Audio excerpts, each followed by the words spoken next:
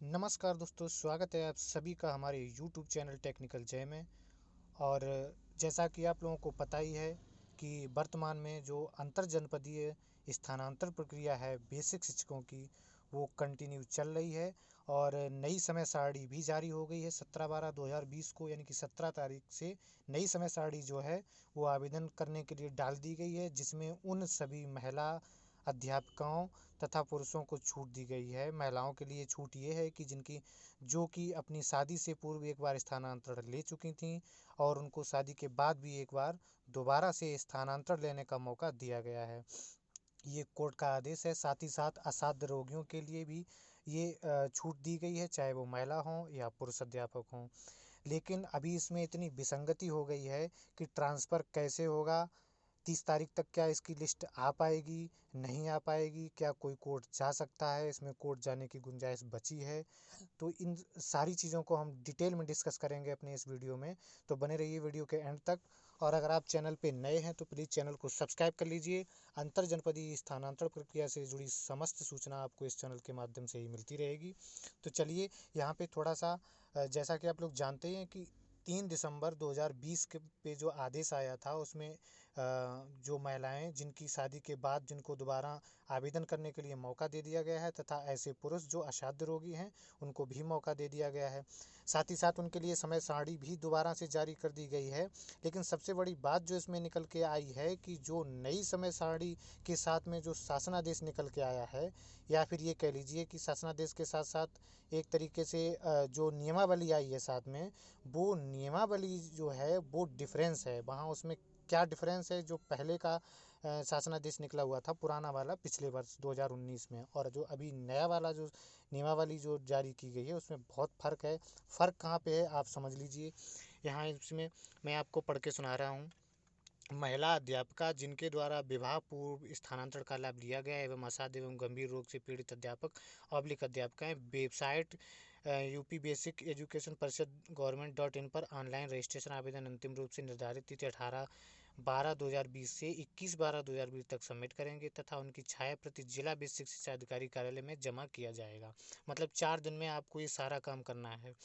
और इसके बाद में पुरुष अध्यापकों जिनकी आरंभ से अनिवार्य रूप से पिछड़े क्षेत्र में कम से कम 5 वर्ष एवं महिला अध्यापकों अपने सेवा काल में पिछड़े क्षेत्र में कम से कम 2 वर्ष की सेवावधि पूर्ण होने पर ही स्थानांतरण के आवेदन पत्र पर विचार किया जाएगा। अब यहाँ पे इन्होंने कोई भी ऐसी चीज़ को क्लियर नहीं किया है कि क्या ये सिर्फ नए आवेदकों के लिए ही है जिनके लिए भी ये समय सारणी लाई गई है, या फिर ये सारे लोगों पे मान्य हो जाएगी जिन लोगों ने पहले भी आवेदन कर रखे हैं।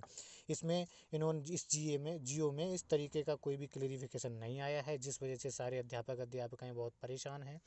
और सबसे ज़्यादा प्रॉब्लम उन लोगों को हो रही है जिन लोगों ने म्यूचुअल फॉर्म भरे थे। अब क्या म्यूचुअल में अगर उनका कोई एक साथी इस एलिजिबिलिटी क्राइटेरिया से निकल जाता है, सपोज दैट उसके 5 वर्ष नहीं पूरे हो रहे थे, क्योंकि पिछली बार तो 3 वर्ष और 1 वर्ष का रेशियो था, 3 वर्ष पुरुष के लिए और 1 वर्ष महिला के लिए। ऐसी स्थिति में अगर उनका कोई साथी म्यूचुअल वालों का अगर निकल जाता है, तो क्या उस दूसरे साथ बचे हुए साथी का इसमें जनरल फॉर्म में उसको काउंट किया जाएगा, या फिर उसको दोबारा से आवेदन करना है? ये अभी कोई भी स्थिति साफ नहीं है। बहुत सारे लोगों ने मुझे कमेंट्स, कॉल, मैसेज और इंस्टा पे मैसेज करके पूछा है, लेकिन स्थिति अभी भी साफ नहीं हो पा रही है। तो इसके लिए मैं आप लोगों को एक उपाय बता देता हूँ। समय बहुत कम बचा है आवेदन करने के लिए।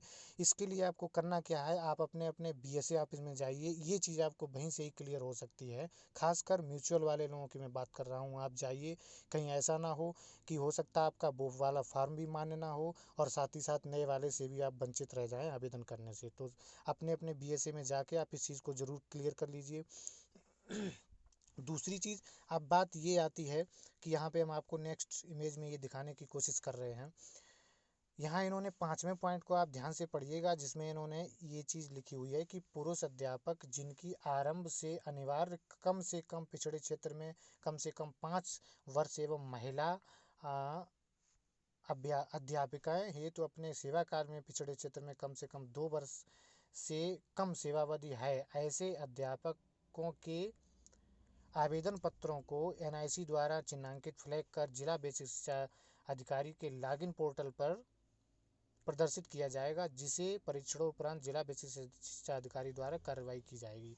यहाँ पे ये चीज़ बहुत ध्यान से समझने वाली है। इन्होंने ये कहा है कि जितने भी फॉर्म पड़े हैं, जो पिछड़े क्षेत्र में, अब पिछड़े क्षेत्र का मतलब हो गया जो एस्पिरेशनल डिस्ट्रिक्ट हैं हमारे यहाँ, उन एस्पिरेशनल डिस्ट्रिक्ट में जितने भी अध्यापक अध्यापिकाएं हैं, उनकी ये सेवा काल काउंट होगा। अगर उसमें से इन लोगों का कम निकलता है, पुरुषों का 5 वर्ष से कम और महिलाओं का 2 वर्ष से कम, तो इस स्थिति में उन लोगों का फॉर्म की सूची बना के और बीएसए को भेज दी जाएगी, जिसको बीएसए अपने ज़िले की एनआईसी पोर्टल पर प्रदर्शित करेगा, जिसको सारे शिक्षक शिक्षिकाएं देख पाएंगे कि क्या किसका किसका फॉर्म उसमें रिजेक्ट हुआ है। तो ये स्थिति यहाँ पे फंस रही है। अब एक ही ट्रांसफ़र प्रक्रिया में दोहरे नियम लागू हो रहे हैं, पहले 3 और 1, इसके बाद में 5 वर्ष और 2 वर्ष, तो इसको लेकर विसंगति बनी हुई है। तो बहुत सारे शिक्षकों में उपापो है। तो इस स्थिति को क्लियर करने के लिए आपके पास सबसे बड़ा विकल्प यही है, आप अपने अपने बीएसए से संपर्क कीजिए इस बारे में और इसकी सही जानकारी लीजिए। तो ये तो एक मुद्दा ये है, हो सकता है इसमें कुछ लोग कोर्ट भी चले जाएं, वैसे कोर्ट जाने वाली कोई स्थिति पैदा नहीं हो रही है।